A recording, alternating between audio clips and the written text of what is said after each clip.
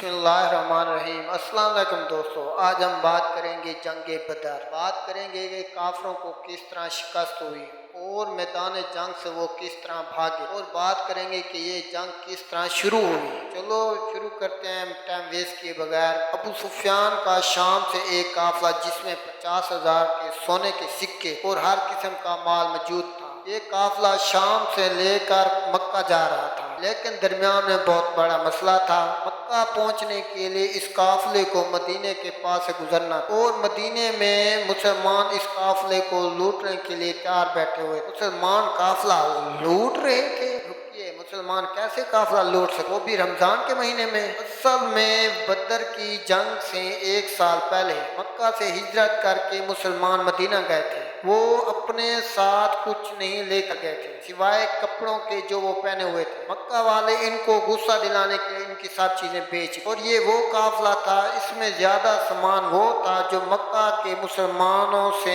لوٹ لیا گیا تھا۔ اصل میں وہ مسلمان سامان لوٹ نہیں رہے تھے، بلکہ وہ اپنا سامان لوٹا ہوا واپس لے رہے۔ ابو سفیان کافروں کا لیڈر اس پریشانی میں تھا کہ وہ اس راستے سے گیا تو مسلمان تو اسے چھوڑیں گے نہیں۔ وہ اس نے راستہ تبدیل کیا اور مکہ والوں کو خط بھجوایا کہ مکہ والے فل پیٹ اس قافلے کو مدد کریں۔ جب وہ بندہ مکہ پہنچا، اس نے اپنے اونٹ کے کان اور ناک کاٹ دیا اور اپنے کپڑے پھاڑ کر چیخنے لگا۔ یہ ان لوگوں کے ایمرجنسی دکھانے کا رواج۔ مسلمان لوگ اس قافلے کو روکنے کے لیے نکل چکے۔ جہل نے اس قاصد سے پوچھا کتنے آدمی؟ تو اس قاصد نے بتایا 313 آدمی تھے۔ ابو جہل نے کہا ہم 1000 آدمی لے کر جائیں گے۔ پھر ابو جہل نے پوچھا کتنے گھوڑے؟ اس بندے نے کہا یہ 2 گھوڑے ہوں گے۔ تو ابو جہل نے کہا ہم 100 گھوڑے لے کر جائیں گے۔ اس نے پوچھا کتنے اونٹ ہوں گے؟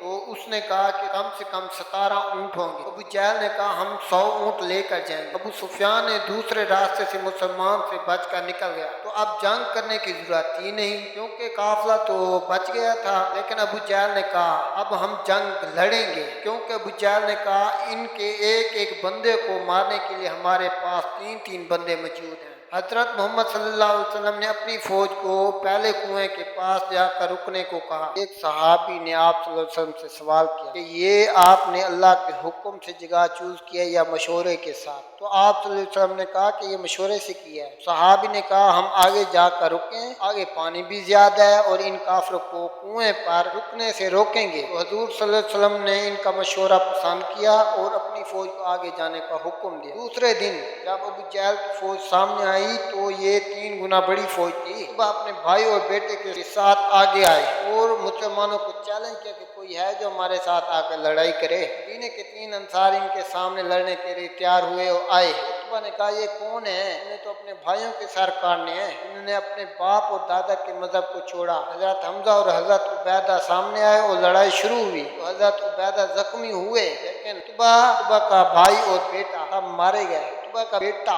حذیفہ مسلمانوں کی فوج میں جس نے اسلام قبول کیا اور مکہ سے مدینہ گیا، اس کے سامنے اس کے باپ کو قتل کیا گیا، لیکن وہ مسلمانوں کی فوج میں ہی رہا۔ مسلمانوں کو پتہ تھا فوج کافروں کی فوج سے 3 گنا کم ہے، لیکن مسلمانوں نے سوچا یہ ایک پلان بنایا جائے، ہم اپنی جگہ سے نہیں ہلیں گے۔ ابو جہل نے اپنی فوج کو حملے کا حکم دیا۔ ابو جہل نے سوچا یہ 2 منٹ کا کام ہے، بس ان کو مار کر نکلتے ہیں، لیکن ایسا نہیں ہوا۔ آہستہ آہستہ ایک مسلمان کے بدلے 5 کافر مرنے لگے۔ کافروں کی فوج پیچھے چلی گئی، وہ سوچنے لگی کہ یہ ہم سے 3 گنا کم ہے اور ہم انہیں ان کی جگہ سے بھی ہٹا نہیں پا رہے۔ مسلمانوں نے اپنی فوج کی قطاریں تبدیل کی، اپنے فریش یعنی پیچھے والے سپاہی کو آگے لے آئے اور آگے والے سپاہی کو پیچھے لے گئے۔ ابو جہل نے دوبارہ حملے کا حکم دیا، پھر وہی ہوا، کافر پیچھے ہٹنے لگے، لیکن اس بار مسلمانوں نے ان پر حملہ کر دیا۔ کافروں کے سپاہی میدان کو چھوڑ کر بھاگنے لگے۔ کافروں کا ابو جہل مارا گیا۔ مکہ میں سارے جیت کی خبر کا انتظار کر رہے۔ پچھلے 60 سال میں مکہ کے قریش کو کوئی بڑی شکست نہیں ہوئی۔ 65 سال پہلے انہوں نے براق کی 60,000 فوج کو بھی شکست دی، اس لیے رب قریش کو اپنا لیڈر مانتا، لیکن مکہ کے قریش 313 لوگوں سے ہی ہار گئے۔ پہلے جو جنگ سے بھاگ کر مکہ پہنچے تو ان پر کسی نے بار نہیں کیا، یقین نہیں کیا،